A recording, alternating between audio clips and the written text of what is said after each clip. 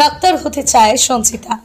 দারিদ্রতার সাথে লড়াই করেই মাধ্যমিকে 630-এর পর সায়েন্স নিয়ে পড়াশোনা করে 459 পেয়ে এবার উচ্চ মাধ্যমিকে উত্তীর্ণ হলো সুন্দরবনের প্রত্যন্ত গ্রাম তেভাগার পীঠস্থান সন্দেশখালীর বেড় মঞ্জুরের মেয়ে সঞ্চিতা দাস।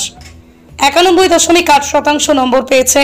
ইংরেজিতে 94, পাশাপাশি বায়োলজিতে 99, ফিজিক্সে 94 পাওয়া সঞ্চিতা ডাক্তার হয়ে বেড়মজুর সহ রাজ্য তথা দেশ বিদেশের সকল গরিব অসহায় মানুষের সেবা করতে চায়।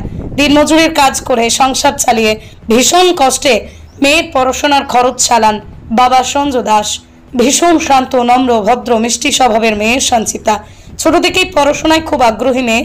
শিমুলহাটি ফুলমনি আদর্শ বিদ্যা মন্দির থেকেই মাধ্যমিক দেওয়ার পর দেবনগর মুখ্যদান দিন্দা উচ্চ মাধ্যমিক বিদ্যালয় থেকেই চমৎকার রেজাল্ট নিয়ে পাশ করলো উচ্চ মাধ্যমিক।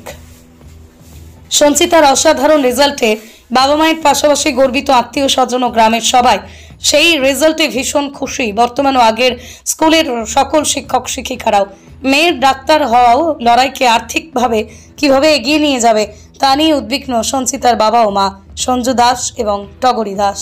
প্রদীপ সরকারের রিপোর্ট, হিঙ্গলগঞ্জ নিউজ।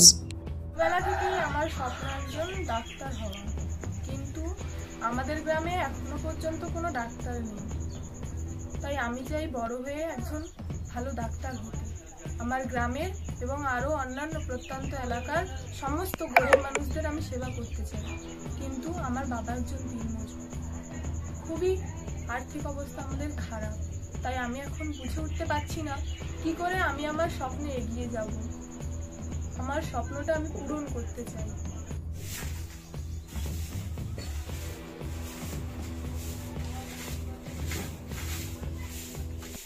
ছোটবেলা থেকেই খুব ভালো পড়াশোনা, মাস্টাররা অনেক হেল্প করেছে।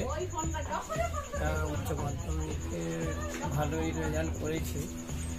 এর পরবর্তীকালে মেয়ে তো ডাক্তার হতে চায়, সেটা আমরাও চাচ্ছি, কিন্তু আমরা কী করে যে ইয়ে করবো সেটা বুঝে উঠতে পারছি না।